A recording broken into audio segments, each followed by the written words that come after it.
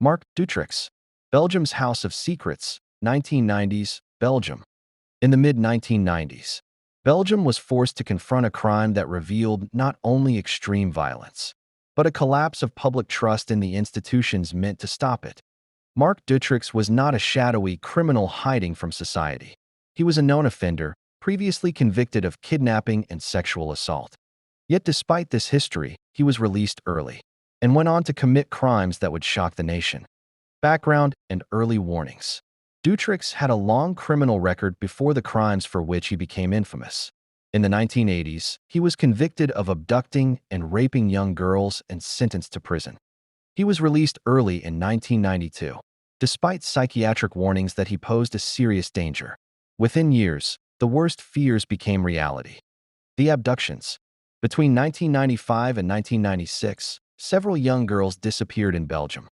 Among the victims were Julie Lejeune, 8 years old, Melissa Rousseau, 8 years old, and Marchelle, 17 years old, and Yves Lambrecht, 19 years old. Dutroux abducted the girls and held them in concealed basement cells, beneath properties he owned. The cells were deliberately hidden, soundproofed, and locked. The victims were subjected to sexual abuse, starvation, and extreme neglect. Crimes hidden in plain sight. What makes the Dutroux case especially disturbing is how close authorities came, but yet failed to saving lives. In 1996, police searched Dutroux's house while 2 girls were still alive in a hidden cellar. Officers did not discover the concealed space and left. The girls died shortly afterward. Later investigations confirmed they could have been rescued. Arrest and discovery. In August 1996, Laetitia Delhaize, who was 14 years old, was abducted by Marc Dutroux after he offered her a ride in Belgium. Shortly after the abduction, Dutroux stopped the car at a traffic light. In that moment, Laetitia made a split-second decision. She opened the car door and jumped out while the vehicle was still moving. Despite being disoriented and terrified, she ran to nearby houses and screamed for help. Local residents intervened and contacted the police. Because of her escape, police were alerted immediately. Dutroux was identified, his vehicle was traced, and a search of his properties followed. This escape directly led to Dutroux's arrest and the discovery of other victims. Dutroux was arrested in August 1996 following the kidnapping of 2 teenage girls.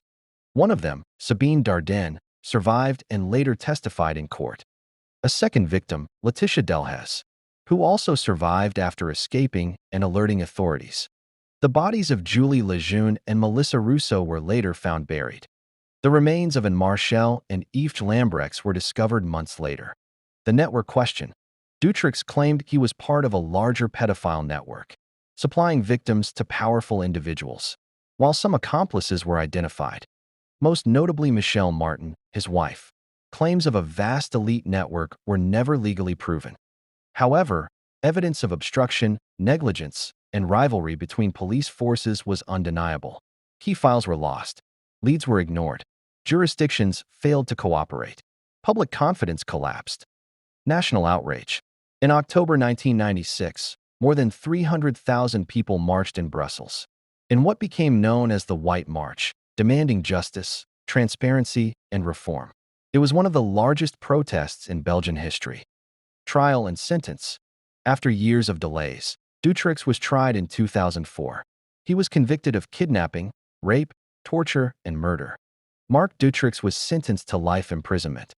His wife, Michelle Martin, was convicted as an accomplice for knowingly allowing children to starve while Dutroux was away. Why these crimes went undetected? The Dutroux case did not remain hidden because of clever concealment alone. It persisted because a known predator was released early. Police forces failed to share information. Searches were incomplete and warnings were ignored. It became a symbol of institutional paralysis. Legacy. The Dutroux affair permanently altered Belgium's legal system, leading to reforms in policing, child protection, and judicial oversight. But for many, the case remains a scar, a reminder that some crimes are prolonged not by secrecy, but by failure after failure at every level meant to stop them.